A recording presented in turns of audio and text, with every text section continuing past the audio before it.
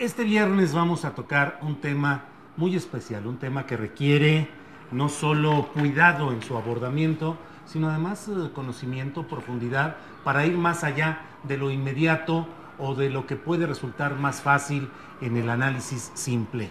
En una página de internet, cuyo nombre no diré para no caer en conflicto de intereses, pero que se llama www.julioastillero.com, se publicó un trabajo a cuatro manos que me pareció muy interesante, relacionado con el guadalupanismo, con desde diferentes enfoques abordar este tema que concita pues una pasión histórica, filosófica, sociológica profunda, cultural, durante siglos. En ese sentido y por todas estas razones, me da mucho gusto recibir a Vladimira Palma Linares, arqueóloga. ¿Cómo estás, Vladimira? Muy bien, buenas tardes. Buenas tardes, gracias. Roxana Rodríguez Bravo, ella es doctora en Historia y antropóloga social. Roxana, bienvenida. Muchas gracias. Gracias.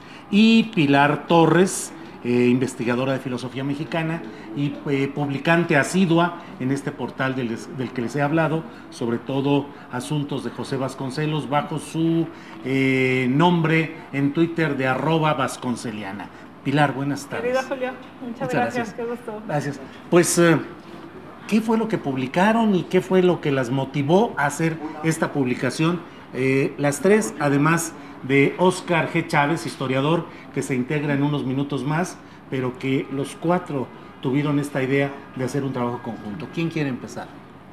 Pues a raíz de otro trabajo que también nos hiciste favor de publicar, hicimos una pequeña comunidad entre las tres y Óscar, virtual, y entonces nos hicimos amigos, comentamos varias cosas, y salió por iniciativa de Roxana escribir algo sobre el guadalupanismo, ¿no?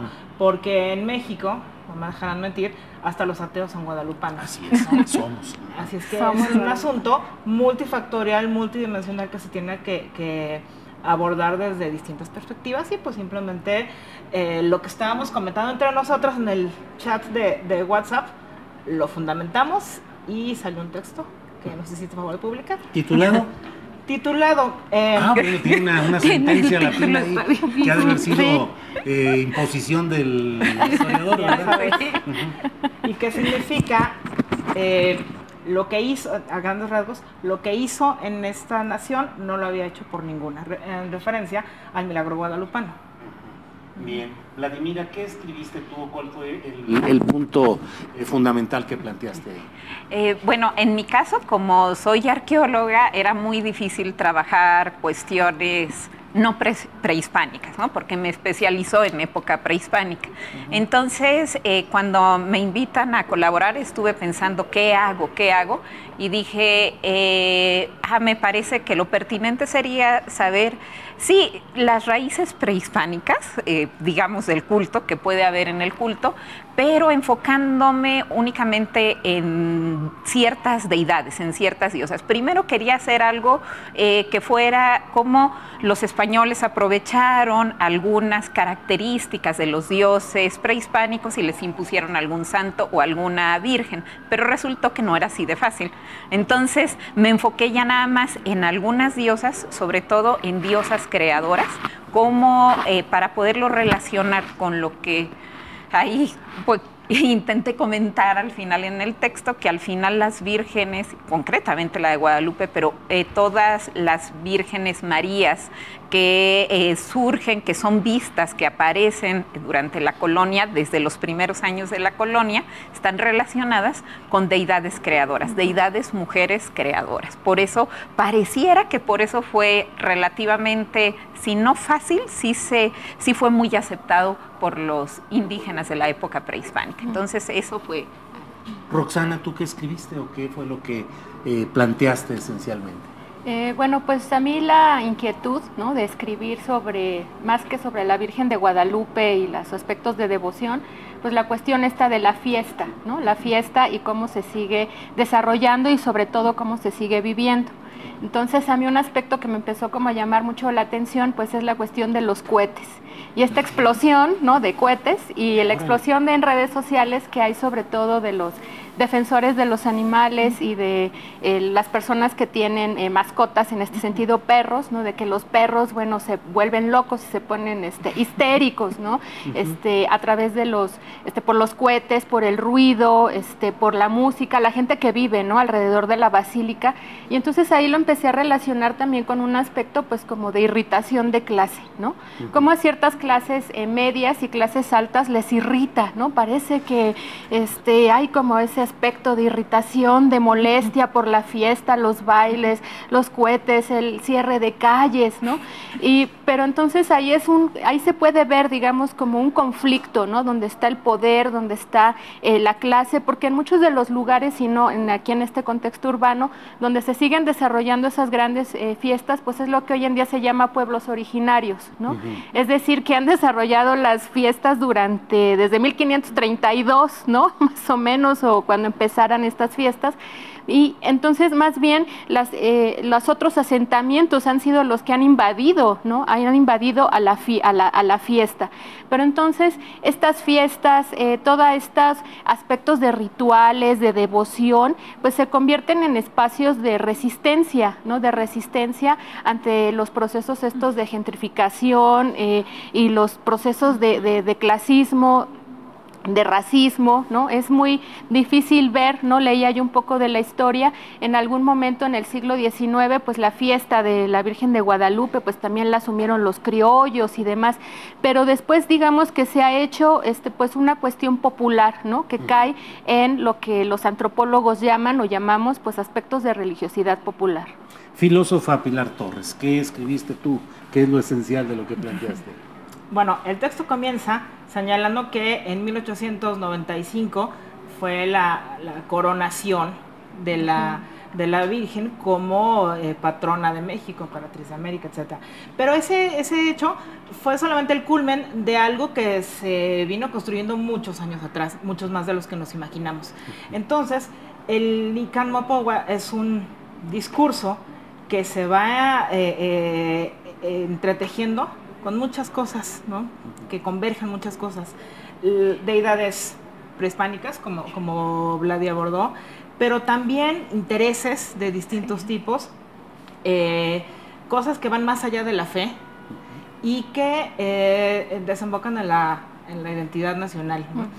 Cuando se crea una nueva entidad, viene acompañada de cultura, de literatura, de filosofía, de cantos, de muchas otras cosas. Y el Nican Mopohua, que es una especie de evangelio según San Juan Diego, representa todo eso, una especie de acta fundacional de lo que es México, más allá de las cuestiones políticas y religiosas. La Virgen de Guadalupe es nuestro principal elemento de identidad nacional, sin ninguna duda. Sí, definitivamente. Además, de lo que sí me gustaría decir es que aunque la Virgen de Guadalupe es el principal elemento de identidad nacional, no solo existe la Virgen de Guadalupe, ella surgió en un momento, ¿sí? Su culto es reapropiado en un momento idóneo, que se relaciona justamente con las luchas independentistas, y por eso es por lo que es tan importante.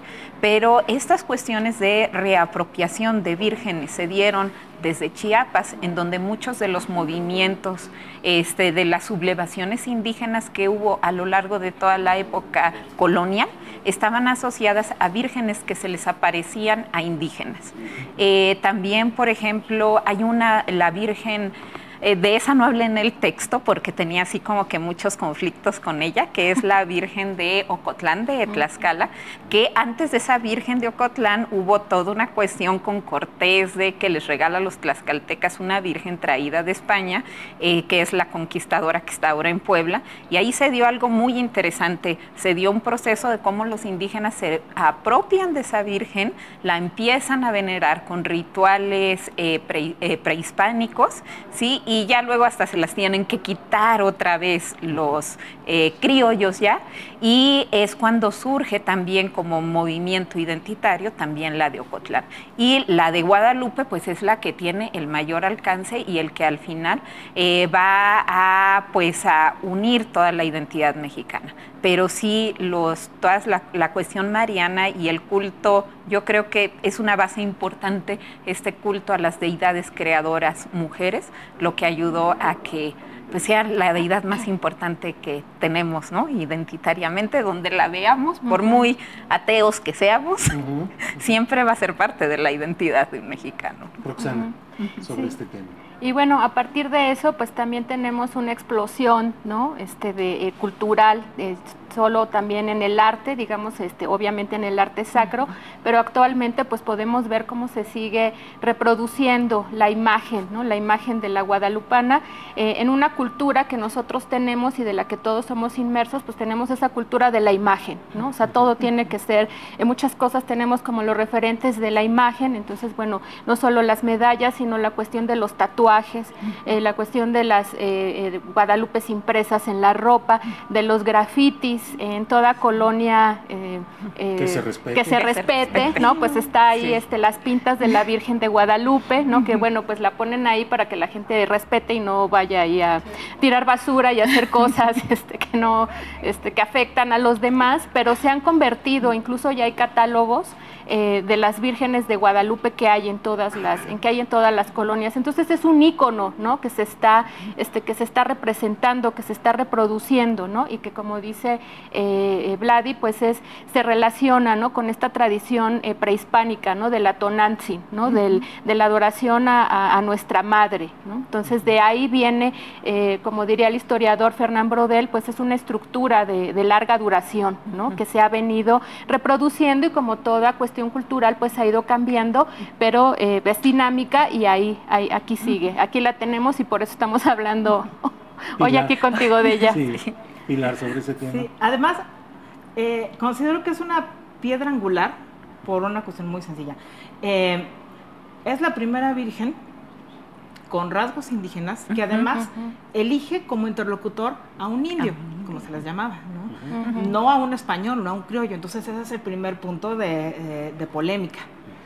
En segunda, recordemos que en esos momentos están las disputas en donde Ginés de Sepúlveda y Bartolomé de las Casas se pelean por ver si la naturaleza de las personas aquí es humana o animal o semianimal o qué caramba. Si tenían alma. Si tenían alma. Si tenían alma.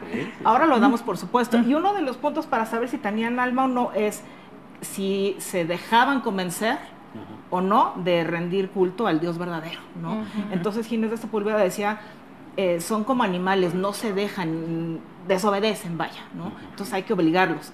Y las Casas les dice, le responde a eso, si desobedecen es porque tienen voluntad, si tienen voluntad es porque tienen alma. Y entonces el tema del guadalupanismo converge precisamente con ese tema, o sea, tan tiene alma que se elige a un indio para fundamentar esa fe. Y no está exento de polémica. El propio Zumárraga nunca escribe al respecto de la Virgen, ¿no? Ese es otro tema que directamente tocamos. Más adelante viene Oscar y él hablará de eso, pero bueno, Zumárraga era erasmista, que es otra de las filosofías que convergen en la creación, en la construcción de esta nacionalidad. No cree en milagros, no cree en ritos paganos, y entonces ven la posibilidad de que los ritos paganos, como sucedió después, no desaparezcan del todo con el guadalupanismo. Claro. Y varios años después vemos que no desaparecieron. Bueno, pues ya veremos si integramos a esta persona, Oscar G. Chávez, que me dicen que es historiador y que él organizó todo esto. Que puede, o si le seguimos así como estamos hasta ahorita. Pero por lo pronto, pues vamos a ver, vamos a hacer una pausa para fines publicitarios y volvemos ya muy rápido. Estamos en esta mesa de análisis, comentarios y debate. Les voy a preguntar qué tan difícil es analizar de manera científica, objetiva, cuidadosa, un fenómeno tan cargado de fuerza popular como es el fenómeno de la Virgen de Guadalupe. Ya volvemos.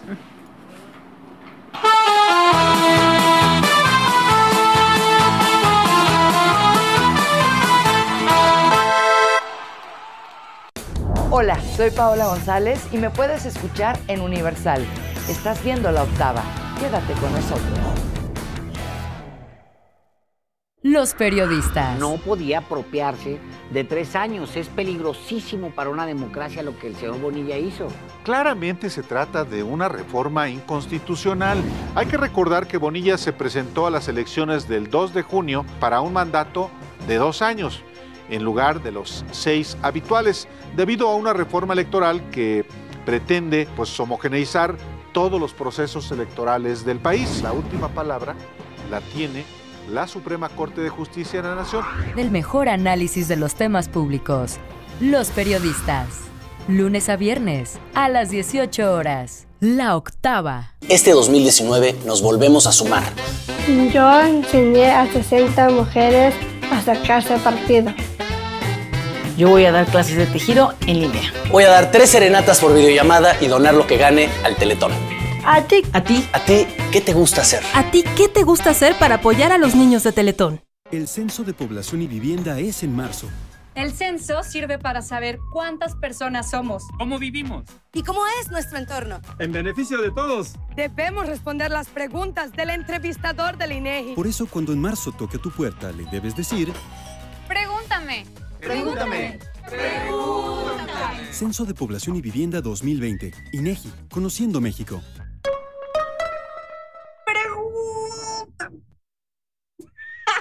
Antes del Tribunal Electoral no existía un órgano jurisdiccional que defendiera plenamente nuestro voto. La democracia ha evolucionado y con ella la necesidad de instituciones firmes y autónomas. Ahora, nuestro derecho a participar en las elecciones se ha fortalecido. Sanciona a quienes ejercen violencia política en razón de género. También trabaja para que los grupos en situación de vulnerabilidad encuentren justicia. Como ves, el Tribunal Electoral resuelve conflictos que protegen los derechos político-electorales de todas y todos. Tribunal Electoral del Poder Judicial de la Federación.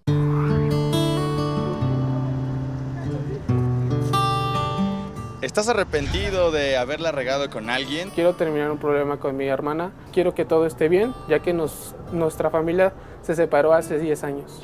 ¿Deseas hacer el orgullo a un lado y recuperar a esa persona que tanto amas? Que la quiero mucho, que necesito estar con ella para sacar adelante a nuestra hija. Reconciliaciones es el espacio perfecto para que esa persona regrese a tu lado y obtenga su perdón. ¿Por qué no estar con la familia? ¿Por qué no disfrutarse? ¿Por qué no amarse? ¿Por qué no apoyarse? Llueva, truene o relampaguee, nosotros estaremos ahí para conseguirlo. Hemos llegado, hemos arribado, vamos a ver qué pasa. Este es un detalle. Recuerda que cada una es muy especial, ya que realmente no sabremos qué sucederá. Yo ando buscando al dueño de mis quincenas. Busco a la dueña de mis quincenas. Busco al dueño de mis quincenas. Búscame a través de Facebook. Las reconciliaciones de La Octava. Así que ya lo sabes, no te pierdas estas reconciliaciones aquí en La Octava, por supuesto, por el 8.1. Entrale sin miedo, Sabina Berman. No hay país desde Vietnam a los que haya entrado el ejército americano que no hayan sido destruidos, porque es el ejército más grande de la historia de la humanidad. Es un ejército de profesionales del asesinato. Nosotros no queremos que pase eso en México. Claro. Digo, no estamos en la situación ideal. Hay un problema gravísimo que resolver con el narco. La estrategia del presidente es correcta, excepto que siguen la retórica. ¿Dónde está la despenalización, no solo de la marihuana, de toda la droga? Sin pelos en la lengua, éntrale sin miedo. De lunes a viernes, en punto de las 20 horas. La Octava. Soy Javier Pakusic de Universal y estás viendo La Octava.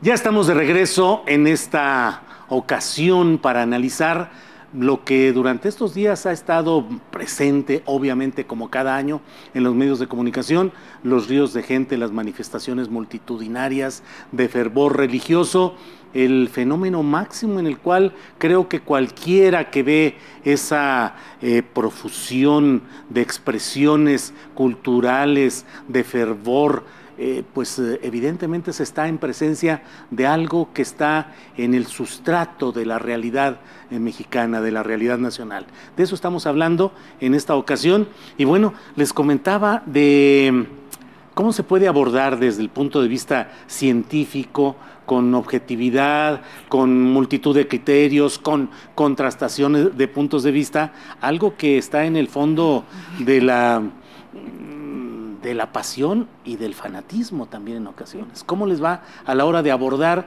un fenómeno tan peculiar? Hablábamos del sincretismo, de lo que ha sido Tonantzin, de lo que es la Virgen de Guadalupe. ¿Cómo va todo eso, por favor? Quien quiera entrarle. Pues es que es un tema muy sensible, ¿no? Sí. Muy sensible, porque casi es imposible abordarlos totalmente objetivo, ¿no? Porque se divide luego el criterio de los que creen y los que no creen, ¿no? Como si estuvieran encontrados. En las redes sociales lo habrán visto, las respuestas, ¿no? Había desde el marxista que nos decía, es que la religión es el opio del pueblo, ¿verdad? La clásica. Hasta que le decía, ¿cómo se atreven a seguir hablando de Tonantzin? Es nuestra Madre Santísima. ¿No?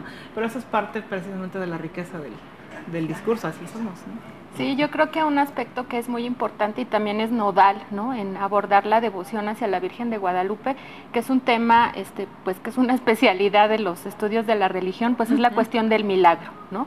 Entonces, ¿cómo es que empieza esta devoción y por qué se esparce? Bueno, sí, porque es morena, porque van y la ponen arriba de donde se veneraba a Tonantzin, pero también porque se empieza como a documentar y a vivir, ¿no?, como experiencia incluso espiritual, como experiencia de vida, la cuestión de los milagros. Entonces, pues aquí mis compañeras sabrán mejor que yo, se empiezan a hablar de una serie de milagros, del fulanito que va y le pide a la Virgen de Guadalupe, y entonces el hijo camina. Luego hay una peste bastante importante en 1554, me parece, no me acuerdo qué enfermedad era, a lo mejor era viruela, cocostli, que era, la viruela era el cocostli, ¿no? Porque el cocostli eran unos huevitos que tenían como puntitos, entonces por eso decían que eran los que les daba como la viruela. Entonces se empieza a hacer como esos milagros ya para que la gente, no para que se curen, sino para que ya se pare la epidemia y la gente no se muera. Estamos hablando de al menos aquí en la Ciudad de México, de un territorio donde siempre había enfermedades, terremotos, inundaciones. Entonces, pues también la gente, como hoy en día, ¿no?, como hoy en día también todos y todas tenemos una serie de necesidades básicas en la vida y a veces cuestiones que nos sobrepasan, pues la gente también empezó como a pedir, ¿no?, a pedir esos milagros, y los milagros por ciertas causas o circunstancias, pues se fueron llevando a cabo, y es así como empieza la devoción, ¿no?, la devoción a la Virgen de Guadalupe, ¿no? Esa cuestión de los milagros que en realidad pues no tienen como una explicación científica. Incluso en los procesos para que del Papa y demás, del Vaticano, se beatifique, que es el paso antes para que alguien sea santo o después para que sean santos, pues se pide como las pruebas de estos milagros, ¿no? Entonces hay gente ahí que lleva hasta los expedientes médicos. Son procesos que ahora duran poco, estamos hablando de 40, 50 años. Sí, pero antes duraba un siglo, ¿no? Entonces van ahí evidenciando el milagro de la señora que estaba enferma de esclerosis múltiple, pero entonces le rezó a la Virgen de Guadalupe y se fue los hijos de rodillas, ¿no? Porque también tenemos esa cuestión del castigo, ¿no?, vinculado con la cuestión del milagro, ¿no? Que es la manda, ¿no? Por eso tenemos los que van ahí de rodillas. El alcohólico que se va a jurar en un libro que hay en la basílica, donde va a jurar que no va a tomar, ¿no? No habrá que sacar estadística de quién cumple y no, ¿no? Pero entonces es como esa necesidad profunda, ¿no?, que existe en los seres humanos, y de agarrarte, ¿no?, de agarrarte de algo, ¿no? En este caso, esta deidad, esta Virgen, pues a ver si como dicen, a ver si me cumple el milagro, ¿no? Y entonces es por eso que se hace la devoción tan grande, pero eso se escapa a la cuestión científica, ¿no? Y lo podemos ver en la misma imagen, ¿no? Que hay toda una controversia, que si, bueno, obviamente, que si se le apareció a Juan Diego, y que si las rosas, y que no, que se lo pintó fulano, que lo pintó perengano. Pues alguna vez, mi abuelito, que ya falleció, que en este año hubiera cumplido 100 años, platicando con él, le dijimos, porque era muy guadalupano, y entonces le dijimos, no, fíjate que acabamos de leer que un tal señor de apellido, creo que Zipac, fue el que, bueno, y el hombre ya casi nos corre de la casa, nos deshereda y nos quema a nosotras con toda y la casa, ¿no? Entonces hay experiencias, cuando tú empiezas a hablar, ¿no?, de esas cuestiones.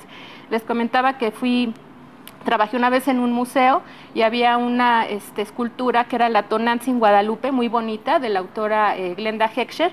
Y entonces yo me montaba ahí el numerito, ¿no? Para explicarle a la gente, no, miren, y entonces pues donde estaba Tonantzin pusieron a la Virgen y iba la gente y no sé qué. Y luego había gente que realmente se enojaba, o sea, se enojaba y ponía quejas en el libro del museo. ¿Cómo es posible esta pecadora, ¿no? Pécora, que está aquí trabaja, hereje, ¿no? Excomúlguenla, ¿no? Entonces son, también es una estructura de larga duración, ¿no? Se convierten en los intocables, pero es esa cuestión de la fe, ¿no? De la fe vinculada al milagro. Vladi. Pues a mí me parece importante decir que una forma de abordarlo, si queremos decir científicamente, es primero, no nos ponemos a discutir si se dio o no se dio el milagro. Eso mejor lo dejamos para otros ámbitos y para otras peleas. Entonces, mejor tratar de ver qué es lo que hay detrás de esta devoción, qué es lo que hay atrás, darle una explicación a por qué las personas dicen que hay milagro. Porque decir si se dio, no se dio, no, saldríamos peleados todos. Entonces, mejor, ya estamos en un punto en el que hay una devoción, ya estamos en un punto en que es una virgen que nos identifica a los mexicanos. Entonces, ¿cómo la podemos estudiar? Entonces, a mí, y ahí puedo hablar de mi situación personal, me costó mucho trabajo este tema. Es un tema que casi no trabajo, cuestiones de religión, porque soy atea de tercera generación, entonces no fui educada con ningún concepto religioso. Entonces, cada vez que cuando empecé a trabajar esto, no, hasta la cabeza me dolía, ¿no?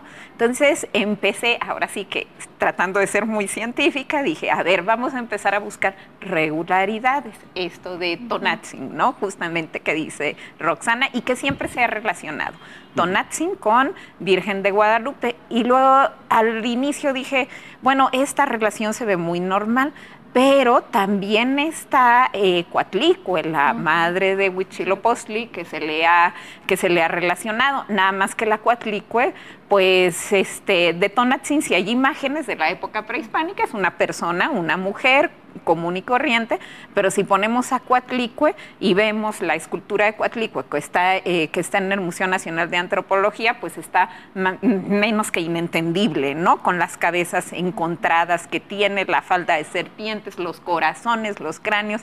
Imaginémonos eso no en piedra, sino así como poniéndole carne y híjole, pues está difícil, ¿no? Relacionarla con una deidad como ya completamente humana, como la Virgen de Guadalupe o cualquier virgen, ¿no? Entonces es cuando uno empieza a entender, pues tomaron más bien a Tonantzin debido a que también dentro del pensamiento prehispánico era una deidad de las que combinaban a varias diosas, ¿no? Porque tenían en la época prehispánica, había una forma de ver a los dioses que en ocasiones eran uno solo y en ocasiones se dividían, ¿no? Que es algo que hay también trabajo en el texto. En ocasiones tenías una deidad acuática, pero asimismo había una deidad para el agua salada, para el agua de mar, para el agua del río, ¿sí? Para cada una, pero al final era esa misma deidad. Entonces con Tonantzin es eso, es esa misma, es una gran deidad que aglutina, y sí lo vemos con las vírgenes que aparecieron durante la colonia, es algo similar. Está la gran Virgen Guadalupe, no nos ponemos a hablar de que al final es la Virgen María, ¿no? Eso ya es más complejo todavía, pero está la gran Virgen Guadalupe, pero en cada región tenemos una Virgen específica, ¿sí? Que se relaciona mucho con esta forma que tenían de separar las deidades en la época. La Virgen de Zapopan, la de San Juan de los Lagos. Sí, todas esas, ¿no? La que está en Soriano, ¿no? Entonces podemos ir, la que les comenté de Tlaxcala, todo eso podemos irlo rastreando, y es una forma en que podemos entender qué es lo que ocurrió con la religión, pero no ponernos a discutir de si sí sucedió o no sucedió, porque si no, de por sí es cierto, tenemos a los fanáticos marxistas y los fanáticos religiosos, entonces habría una discusión muy fuerte. Con eso de que casi no hay discusiones en este momento en el país, no abonemos a esa situación. Pilar Torres, ¿tú cuál es tu punto de vista? Que estaba diciendo Vladi, de que si es la misma Virgen María, etcétera. En tiempos de la insurgencia se peleaban los guadalupanos con los de la Virgen de... Con dos vírgenes, además, porque una era la de Guadalupe, la traían los indígenas, y la de los indios. Y los españoles traían otra virgen, cada uno traía su virgen. La de Guadalupe contra la de los, con la de los remedios. La de Guadalupe contra los remedios. Sí. Bueno, hasta ahorita en Guadalajara se pelean entre los guadalupanos contra los en Michoacán también. Los de la Generala de Zapopan, sí, claro. Sí. Y a diferencia de Vladi, que es tercera generación de ateos, yo soy como quinta generación de católicos, apostólicos y romanos. Muy bien. Y si mi abuela, que en paz descanse, viera que pongo en duda, bueno, ¿para qué les cuento? No, yo soy de misa todos los domingos y demás, ¿no? A mí me identifico con lo que dices, pero exactamente del otro lado. O sea, para mí era... Como para mucha gente, cómo sobrellevar la razón y la fe. Claro, pues es... O sea, son opuestos porque de entrada parece que se repelen, ¿no? Y que los que son más científicos y más eruditos tienen que ser forzosamente ateos, ¿no? O ya de perdida... librepensadores, agnósticos. Agnósticos, ¿no? Y los que... tienen fe, pues son medio mensos y no le suben agua al porque ahorita tinaco, ¿no? Entonces yo sí estaba en ese conflicto y decía, a ver, tiene que haber alguna manera de creer y al mismo tiempo no ser idiota, ¿no? O sea, entonces la filosofía es ese reto, ¿no? O sea, esa dialéctica, porque es un diálogo entre razón y fe, ¿no? Una tensión terrible entre creo, pero también la fe te otorga una certeza. No nada más eres imbécil porque crees que la Virgen se apareció. Ese es otro tipo de discurso diferente que te otorga una certeza y con base en esa certeza tú orientas distintas cosas de tu vida. Eso no quiere decir que no te entre la ciencia. Entonces, sí es un conflicto, cómo no. Y yo creo que ni siquiera vale la pena meterse en la bronca, como dice Vladi, de apareció o no apareció, porque ese ni siquiera es el punto. O sea... El punto es, a partir de todo ese discurso que se ha construido, ¿quiénes somos, no? ¿En dónde nos arroja, ¿no? Como buenos guadalupanos y barrocos, los mexicanos, para los mexicanos, exacto.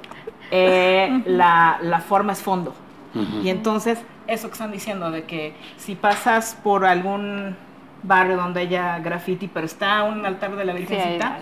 No tiras basura. ¿No? Eso es la mejor expresión de que la forma es fondo.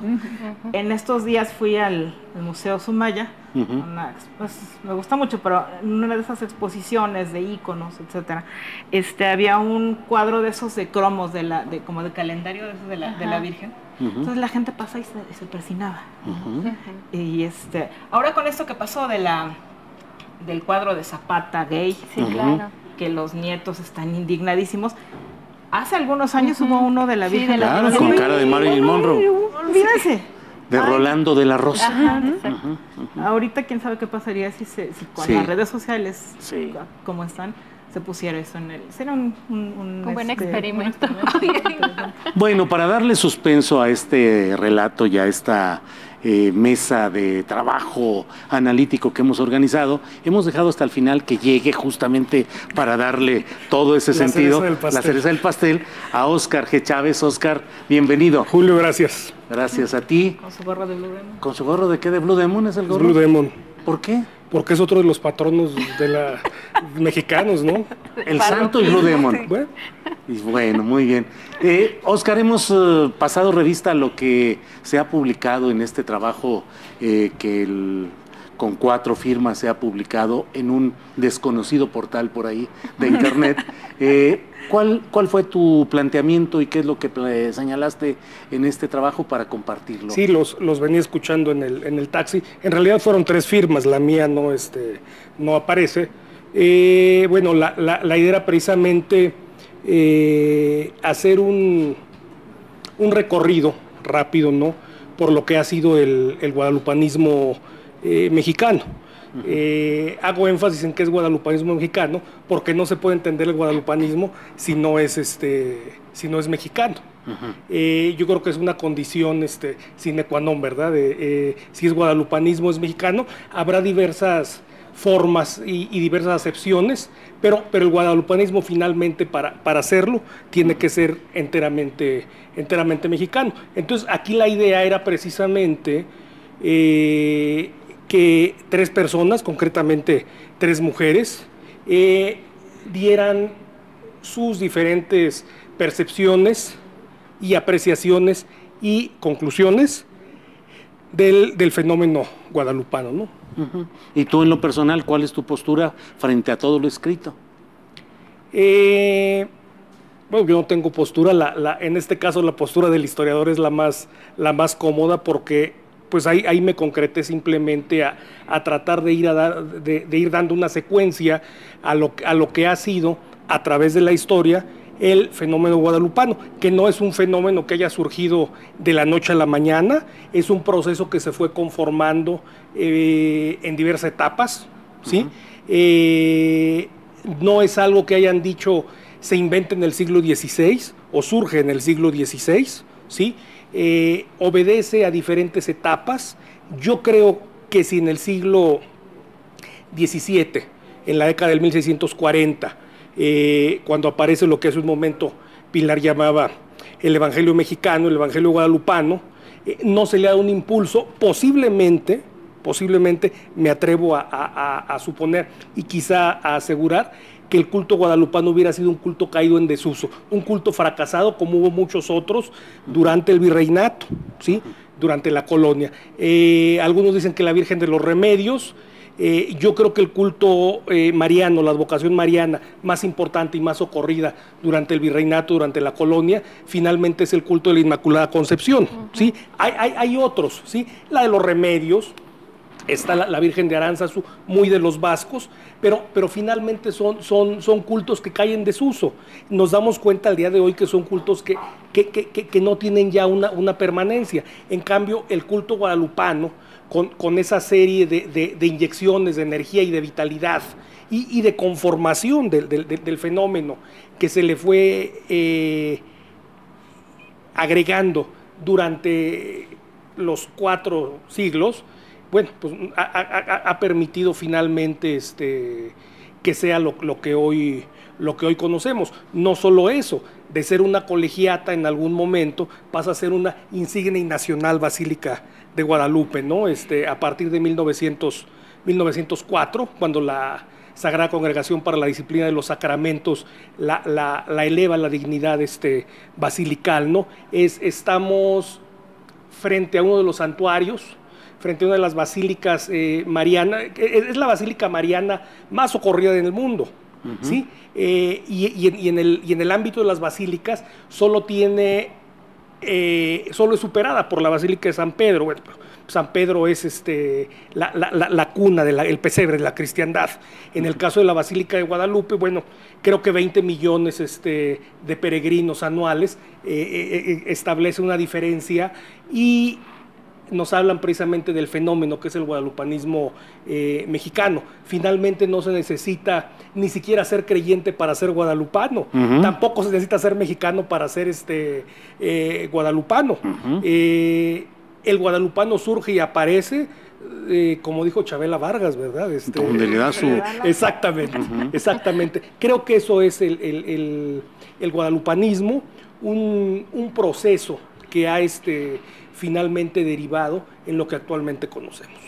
Bien, pues vamos a aprovechar esta oportunidad, ya de que nos ha dado una amplia explicación Óscar G. Chávez de esto que nos congrega hoy. Vamos a hacer una pausa para fines publicitarios y volvemos ya muy rápido.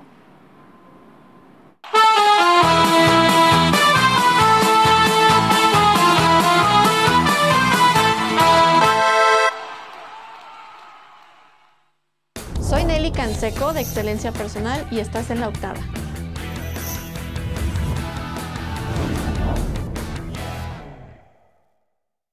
Esta es La Octava. Aquí está con nosotros Tatiana Cloutier. Necesitamos ser más profundos y no analizar. Así como dices que cambiaron las cosas, la dinámica de la tele cambió, la dinámica de los medios de comunicación cambió, tanto tradicionales como no tradicionales, llegaron las redes. Digo, nomás así lo digo porque traen un ADN del pasado. El análisis político a ras de suelo. Ricardo Rafael, lunes a viernes a las 15 horas. La Octava.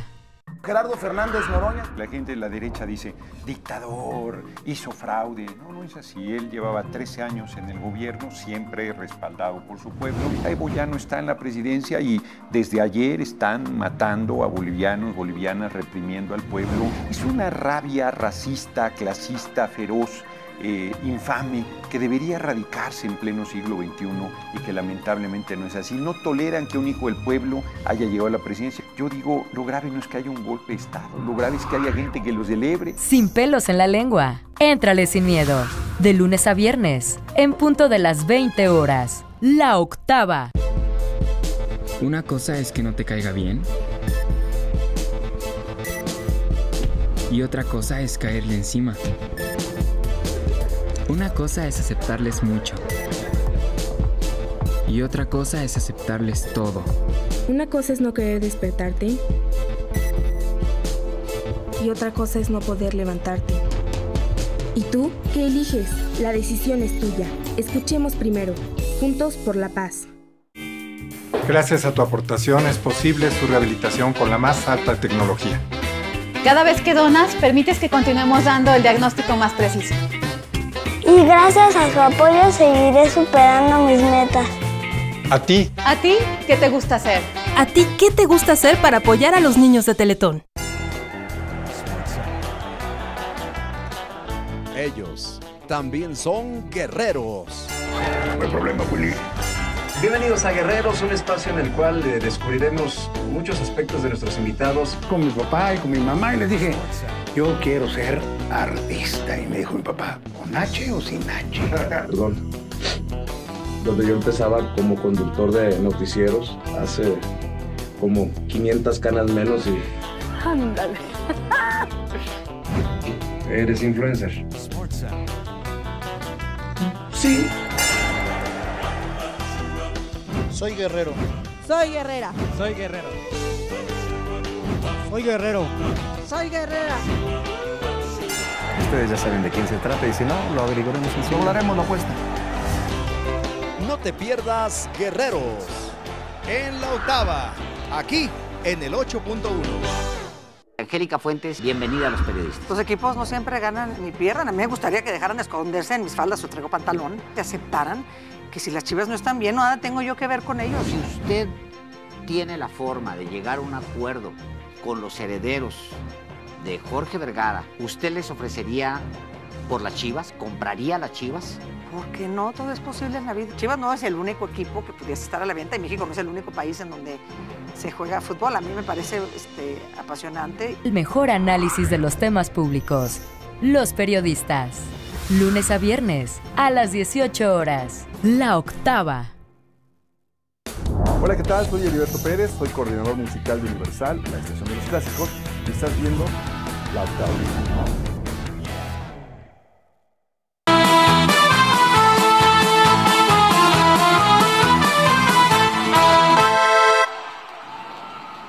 Ya estamos de regreso, gracias por seguir en sintonía, ya lo sabe, 88.1 de frecuencia modulada, el canal 8.1 de televisión abierta en el Valle de México y en YouTube, en el canal de La Octava, donde hay miles de personas, espectadores que están siguiendo esta transmisión. Seguimos en esta mesa con 4 opiniones respecto al tema del guadalupanismo. Dentro de todo necesitamos creer en algo en este México nuestro para poder salir adelante.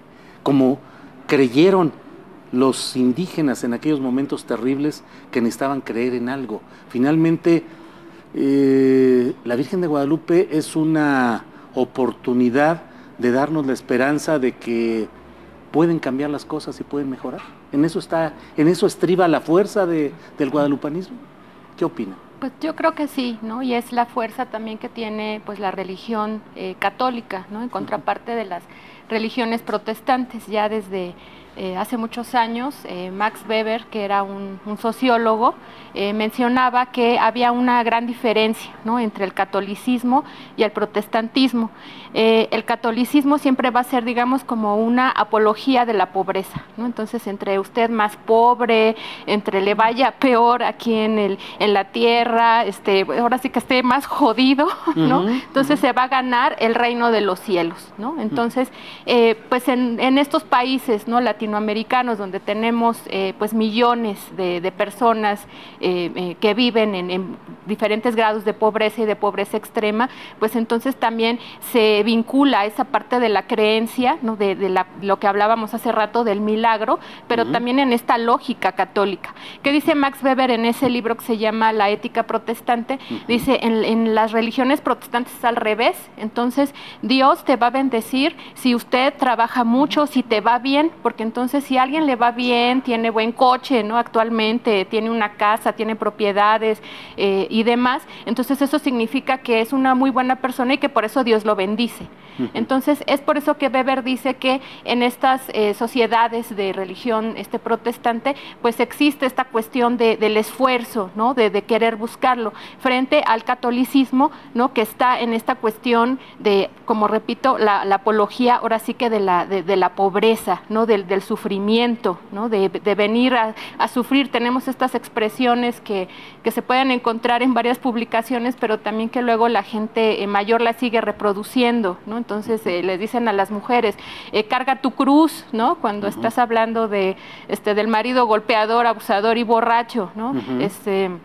Una serie de expresiones, valle de lágrimas, ¿no? Entonces, ¿por qué? Porque si te la pasas mal aquí, bueno, y crees, ¿no? Crees ahora sí que en la Virgencita de Guadalupe, en los santos y en Dios, pero vas a tener tu recompensa, pero hasta el reino de los cielos, ¿no? Claro.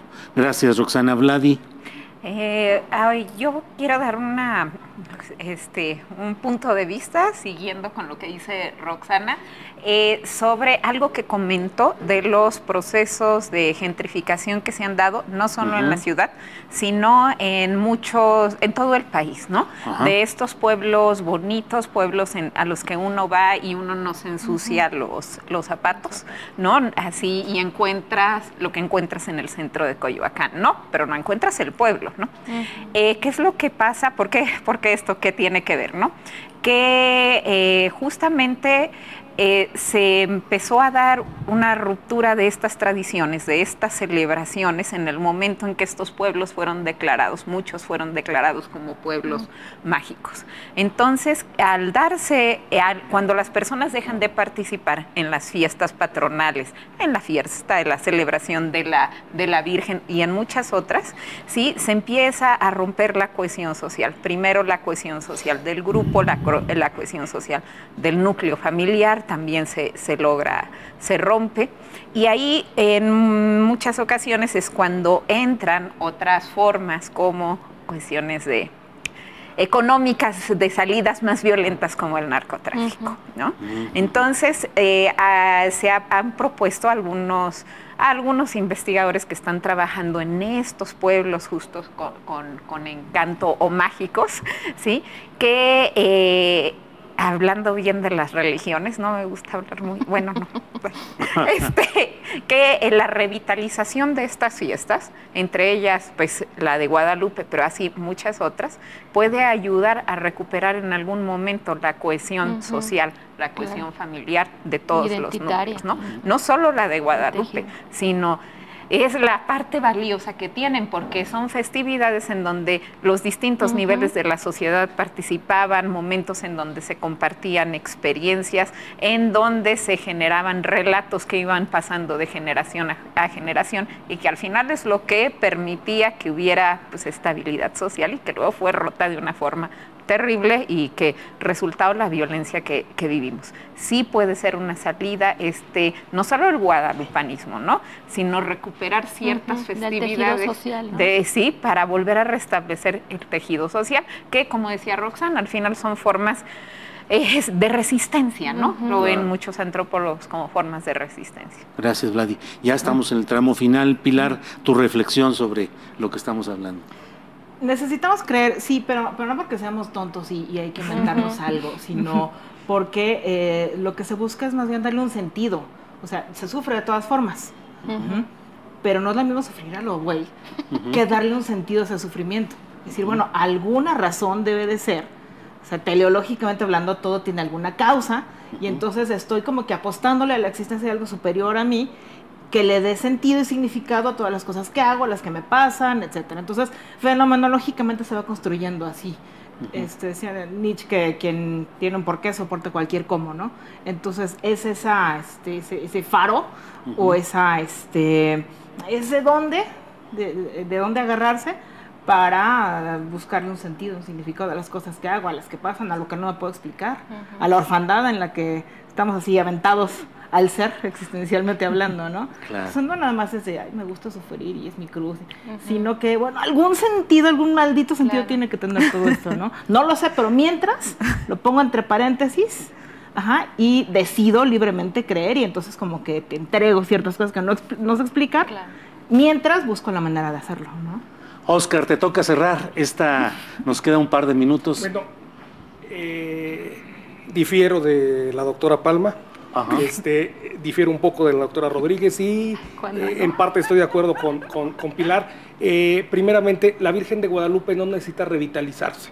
¿Sí? Es un culto presente, es un culto que ha prevalecido, es efectivamente un elemento homogeneizador en el mexicano, es un elemento de identidad, ¿sí? Es efectivamente un asidero, ¿sí?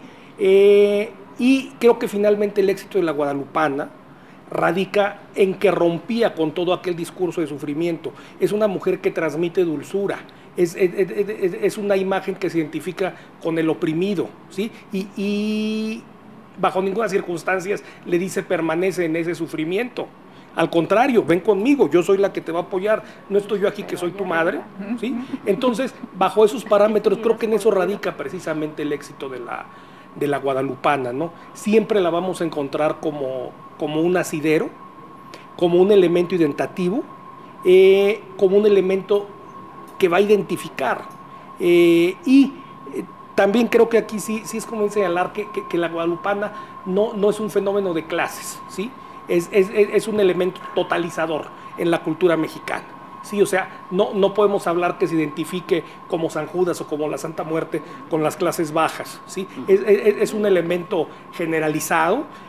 Tenemos, por ejemplo, durante la colonia, familias de las élites criollas, cuya patrona es la Virgen de Guadalupe. Ahí tenemos, por ejemplo, el condado de Santa María de Guadalupe, el Peñasco, la condesa de Erasoto, no sé, es el nombre, es la imagen, es la identidad que va a estar presente en muchas familias, desde la colonia hasta la actualidad. Bien, pues ha sido muy interesante esta posibilidad de compartir estos puntos de vista. Les agradezco mucho la oportunidad de estar en esta, y lástima que ya ponen los puntos para la discusión cuando ya se va, cuando ya se va, dice bla, bla, bla, bla. Ojalá en otra ocasión tengamos la oportunidad de seguir avanzando en esto, pero pusiste ahí el tema para futuras discusiones. No, es que ahorita en la comida a ver si nos damos un agarrón. Con que no sea con prácticas de lucha libre de Blue Demon, todo está bien. Bueno, pues muchas gracias a ustedes por haber compartido esta oportunidad. Vladi Palma Linares, arqueóloga, muchas gracias. Pilar Torres, investigadora de filosofía mexicana. Roxana Rodríguez Bravo, doctora en historia y antropóloga social. Gracias. Y Óscar G. Chávez, historiador. Gracias a todos ustedes.